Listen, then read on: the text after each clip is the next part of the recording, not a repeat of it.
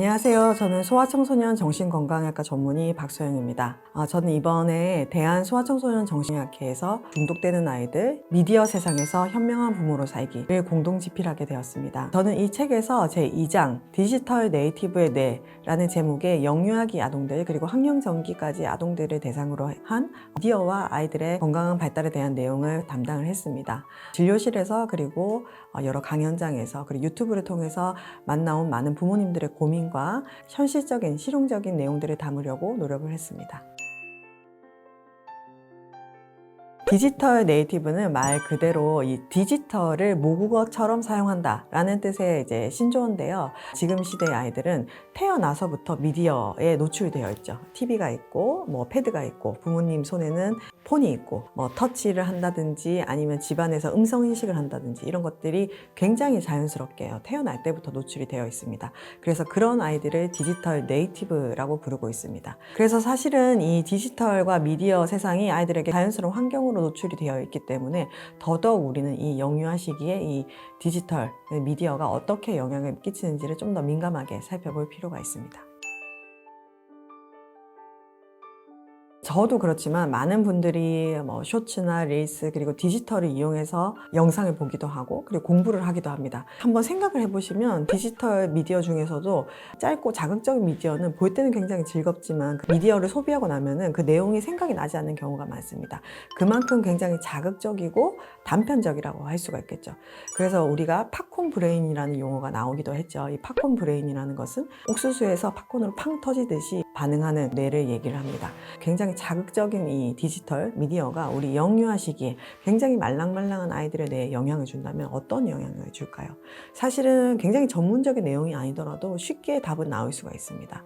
디지털 미디어는 영유아기, 어리면 어릴수록 좋지 않다는 것이 사실은 기본적인 결론이 될 것입니다. 미디어 자체는 굉장히 일방향적인 것이 특징이겠죠. 요즘에는 사실 쌍방향적인 그리고 서로 소통할 수 있는 미디어 기기가 나오고 있기는 하지만 기본적으로 미디어는 미디어 자체에서 나오는 영상, 시청각적인 자극을 통해서 시청자로 하여금 그 영상에 푹 빠져들게 매료되게 합니다. 근데 우리 아이들에게는 그 영상과 자극이 굉장히 빠르고 그 속도와 전환이 굉장히 빠를 수가 있습니다. 그렇기 때문에 수동적이라는 특징을 가지게 됩니다.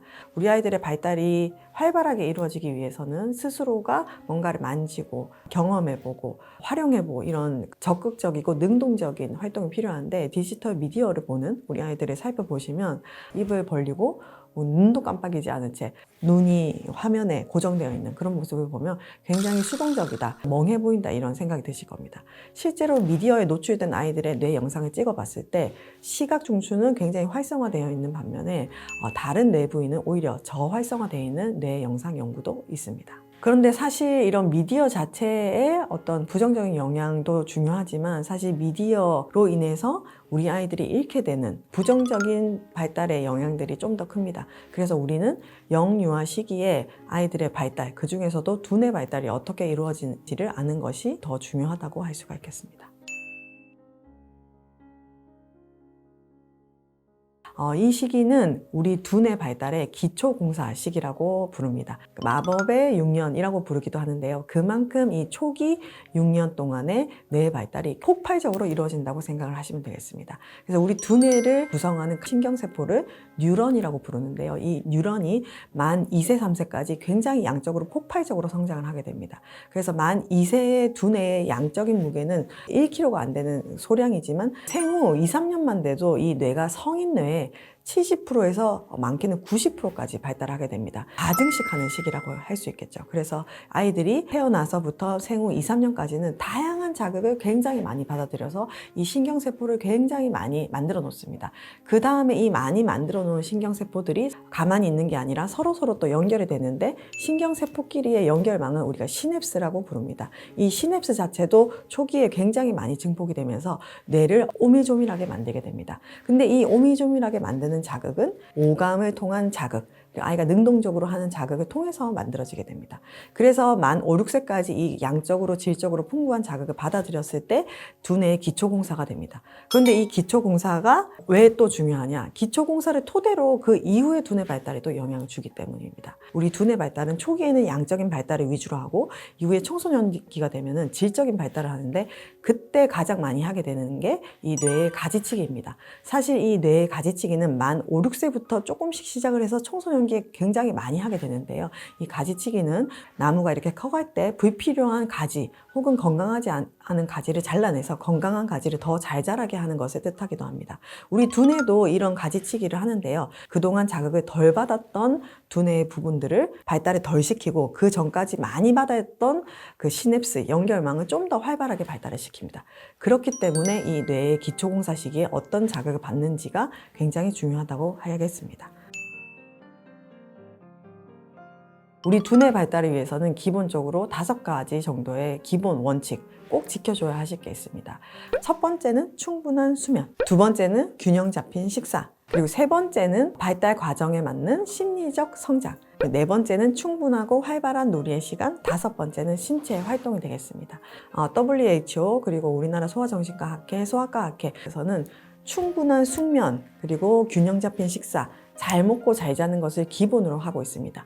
그것이 미디어와 무슨 상관이 있냐 이렇게 생각하실 수 있지만 어릴수록 사실 잠자는 시간도 길고 밥을 먹는 시간도 성인처럼 삼시세끼를 먹는 게 아니라 좀 더 자주 먹게 되죠. 그래서 잘 먹고 잘 자다 보면 남는 시간이 별로 없습니다. 그 남는 시간에 미디어를 사용하거나 미디어를 먼저 활용하다 보면 잘 먹고 잘 자는데 영향을 주게 되겠죠.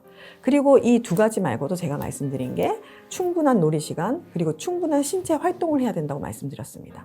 그러면 예를 들어서 2돌 된 아이가 10시간을 자고 밥 먹는데 1시간씩 3시간을 쓰고 그리고 놀이하는데 2시간을 쓰고 신체 활동하는데 2시간을 쓴다. 그러면 이미 20시간 이상의 소모를 해버리게 됩니다. 그러니까 충분한 숙면과 식사, 놀이, 신체 활동을 이미 하고 나면 미디어를 볼 시간이 없다는 뜻도 되겠죠. 그리고 아까 말씀드린 심리적 발달 또한 굉장히 중요합니다. 그래서 영유아기 심리적 발달 과업에 대해서 좀 더 구체적으로 보시면은 영아기 때는 가장 중요한 심리적 발달 과업은 주 양육자와의 애착 형성입니다. 애착 형성에서 가장 중요한 것은 주 양육자와의 살아있는 상호작용이겠죠. 그래서 주 양육자와 서로 얼굴을 마주보고 스킨십을 하고 주 양육자의 목소리를 듣고 그 목소리를 듣고 아이가 반응하고 아이의 목소리, 얼굴 표정, 아이의 몸짓에 반응하는 부모의 살아있는 반응, 이러한 살아있는 상호작용이 우리 아이의 심리적 발달 과업, 초기에 형성해야 할 세상에 대한 신뢰감 그리고 자기 자신에 대한 신뢰감에 가장 지대한 영향을 끼치게 됩니다. 초기에 애착 과업, 애착을 잘 형성을 하고 나서 만 2세, 3세가 됐을 때는 우리 아이가 자율성, 개체성, 개별성이라는 심리 발달 과업을 달성을 해야 되는데요. 자기가 스스로 뭔가를 할 수 있다. 엄마 없이도 시도해 볼 수 있다는 자아가 탄생하는 그 시기인데요. 자아가 탄생하려면 아이들이 스스로 무엇인가를 해봐야 됩니다. 그래서 이 능동적이고 참여적인 활동들이 많이 이루어질 때 뇌의 발달에 적절하고 좋은 영향을 줄 수가 있습니다. 앞서 말했던 미디어 자극과는 정말 상반되는 자극이 되겠죠. 우리 미디어는 수동적이고 아이로 하여금 아무것도 안 하게 만들기도 하기 때문에 우리 아이에게는 적절한 자극이라고 할 수가 없습니다. 사실 이 미디어가 절대 악은 아닙니다. 한 번 보여줬다고 해서 우리 아이에게 절대적인 영향을 줘서 우리 아이 뇌 발달이 망가진다 이렇게까지 생각하실 필요는 없습니다. 다만 여기서 말씀드리는 것은 우리 아이에게 질적인 영향, 수면, 식사, 그리고 부모와의 시간, 충분한 놀이, 능동적인 활동 이런 것을 저해할 정도의 만성적으로 노출된 아이들에게는 분명히 부정적인 영향이 있습니다. 특히 만 2세 이전, 만 1세 이전의 미디어의 과도한 노출은 아이의 발달에 부정적인 영향을 준다. 이것은 정설이라고 할 수가 있습니다. 그래서 실제로 만 2세 이전의 미디어 노출이 하루에 2시간 이상 본 아이들에게서는 언어 지연이 미디어 노출을 하지 않은 아이들보다 퍼센테이지가 굉장히 높다는 연구가 굉장히 많이 있습니다. 그리고 이제 만 3세, 4세 이후가 되면은 전두엽의 발달이 굉장히 활발해지는 시기인데 이 시기에 계속적인 미디어 노출이 있다면 이 전두엽의 활성화가 되지가 않습니다. 그러면 이 전두엽 발달이 늦춰진 친구들은 추후에 주의 집중력, 기다릴 줄 아는 힘, 하고 싶은 것을 참는 힘 이런 것들에 저해를 가져올 수가 있습니다. 지금 시대를 살고 있는 우리 부모님들도 디지털 기기, 미디어에서 완전히 자유로울 수는 없습니다. 그래서 우리가 해야 될 거는 이 책의 제목대로 미디어 세상에서 현명한 부모로 살아가야 됩니다. 그러기 위해서는 미디어를 어떻게 현명하게 활용하는지가 중요할 텐데요. 세 가지 원칙으로 말씀을 드리려고 합니다. 그래서 저는 세 가지의 C를 기억하시라 이렇게 말씀을 드리는데요. 첫 번째 C는 바로 차이드, 우리 아이의 발달 수준 그리고 나이를 확인하시라는 겁니다. WHO뿐만 아니라 대한소아정신과 협회 그리고 미국의 소아정신과 협회에서도 이 미디어 기기의 사용 시간은 나이대별로 발달 수준별로 나눴는데요. 자세히 보시면 18개월 이전에는 전혀 보여주지 않는 것을 권고한다. 그리고 18개월에서 만 2돌까지는 하루에 1시간 미만으로 제한을 하자. 그리고 아동기 만 2세에서 한 5세 정도까지도 하루에 1시간 미만으로 하자. 이렇게 권고를 하고 있습니다. 두 번째 C는 바로 컨텐츠. 그 미디어의 내용인데요. 미디어를 그냥 보여주는 게 아니라 미디어 내용을 부모님이 질적으로 엄선해서 부모님이 선택한 콘텐츠를 아이에게 소비하도록 하는 것입니다. 그러면 콘텐츠를 확인할 때 부모님이 생각하셔야 될 것은 뭔가? 첫 번째는 우리 아이가 주도적으로 활용할 수 있는 게 있는지, 그리고 두 번째는 이 내용, 콘텐츠 자체가 아이에게 의미가 있는지, 일상생활과 관련된 내용들이 좋겠죠. 그리고 마지막 세 번째는 이 미디어를 보고 나서 일상생활의 상호작용으로 연결시켜 주시면 좋습니다. 그렇다고 하면 우리가 미디어가 가지고 있는 일방향적이고 수동적인 그 단점들을 부모님이 충분히 보상을 하실 수가 있습니다. 세 번째 C는 바로 컨텍스트입니다. 우리 아이가 언제, 어디서, 어떤 형태로 미디어를 보느냐입니다. 가장 좋은 거는 부모와 같이 미디어를 보시는 게 되겠죠. 사실 보호자분들이 아이를 키우시면서 집안일도 해야 되고 혹은 형제 자매를 보느라 아이와 계속 미디어를 같이 보지 못하는 경우들이 많습니다. 그렇다 하더라도 부모가 골라준 미디어를 아이가 보게, 그리고 미디어 조작은 부모님이 하게 하시는 게 좋습니다. 그리고 사실은 부모님의 미디어 사용 시간도 확인을 하시는 게 좋습니다. 내가 미디어 때문에 아이하고의 상호작용에 저해를 주고 있지는 않은지, 아이랑 놀다가도 핸드폰을 하고 있지는 않은지 이런 것들을 확인해 보시는 게 좋습니다. 당연히 첫 번째는 나이에 맞지 않는 미디어가 되겠습니다. 컨텐츠들을 보면은 아동용과 어른용이 따로 나눠져 있습니다. 그러니까 무조건 아동용으로 해야 되고, 또 이게 터치와 알고리즘을 하다 보면 부모님이 골라주지 않은 영상을 아이가 보고 있기도 합니다. 그러니까 컨텐츠 자체가 아이가 소비해도 되는 내용인지를 확인하셔야 되고, 또 컨텐츠 중에도 부모가 보기에도 화면 전환이 너무 빠른 영상들은 아이들이 받아들이지도 못하고 정신만 팔려있는 그런 시간으로 소비할 가능성이 있으므로 이런 영상들은 좀 피하는 게 좋겠습니다. 오늘 제가 영유아 시기 그리고 학령 전개까지 이 미디어 사용에 관한 말씀을 드렸는데요. 이 말씀을 듣고 또 어떤 부모님들은 마음 한켠이 좀 아이에게 미안하거나 혹은 답답하신 분도 계실 것 같습니다. 나는 지금까지 미디어 많이 보여줬는데 어떡하나, 혹은 미디어 안 보여주면 내가 집안일을 하나도 할 수 없는데 어떡하지, 이렇게 생각하시는 분들도 계실 겁니다. 하지만 원칙은 알고 계시되 이거를 잘 활용하시면 미디어도 육아에 좋은 도구가 될 수가 있습니다. 그래서 요즘에는 질적으로 좋은 미디어도 많이 나오고 있기 때문에 미디어를 무조건 멀리해라가 아니라 이 미디어를 어떻게 부모가 활용하는지 이것을 원칙으로 알고 계시면 좋을 것 같습니다.